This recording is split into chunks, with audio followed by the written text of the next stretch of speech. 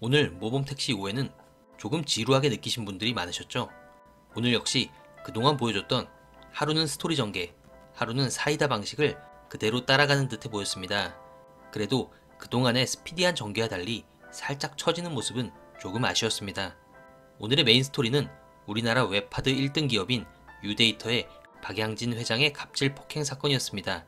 이 주제 역시 실제 있었던 일을 모티브로 하였는데요. 국내 웹하드 1, 2위 업체였던 위디스크와 파일놀이의 회장이었던 양진호 회장의 사건을 따왔습니다. 양 회장은 폭행, 음란물 유통, 마약, 동물보호법 위반 등 여러가지 혐의로 입건되었지만 특히 오늘 재현되었던 직원을 감금, 폭행하는 모습의 영상이 오픈되며 많은 이들의 공분을 샀었죠. 박양진 회장으로부터 폭행을 당하고 회사를 그만둔 서영민은 회사를 상대로 고소를 했지만 이들의 권력 앞에 무릎 꿇고 결국 고소를 취하하게 됩니다. 게다가 박 회장 일당은 서영민을 납치, 감금한 뒤 폭행을 하였고 그를 다리 밑으로 밀어던지는 만행을 저지르기까지 합니다. 이 사실을 알게 된 무지개팀은 곧바로 복수작전에 돌입하는데요. 지금까지의 복수와는 조금 다른 점이 있었습니다. 그동안은 의뢰자가 먼저 복수를 의뢰한 뒤 오락기에서 최종 복수를 직접 선택한 후에야 무지개팀이 움직였었죠. 그러나 이번 사건은 무지개팀이 직접 복수를 결정했고 오락기의 복수 선택도 김도기가 직접 했습니다.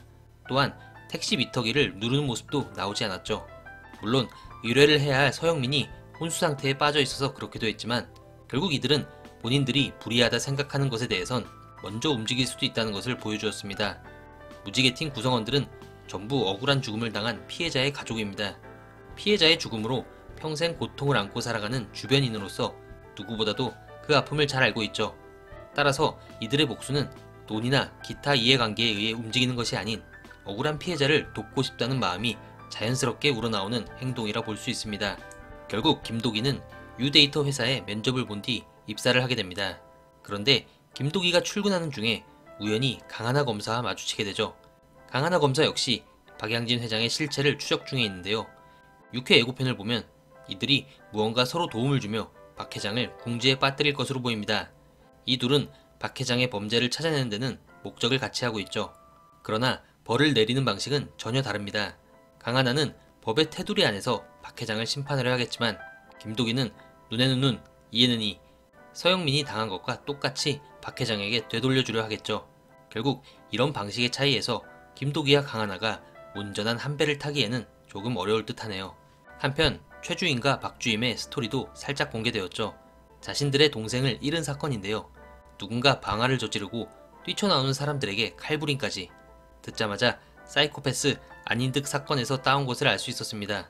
또한 안고은도 자신 때문에 언니가 죽었다는 어떤 트라우마에 빠져있는 듯하네요.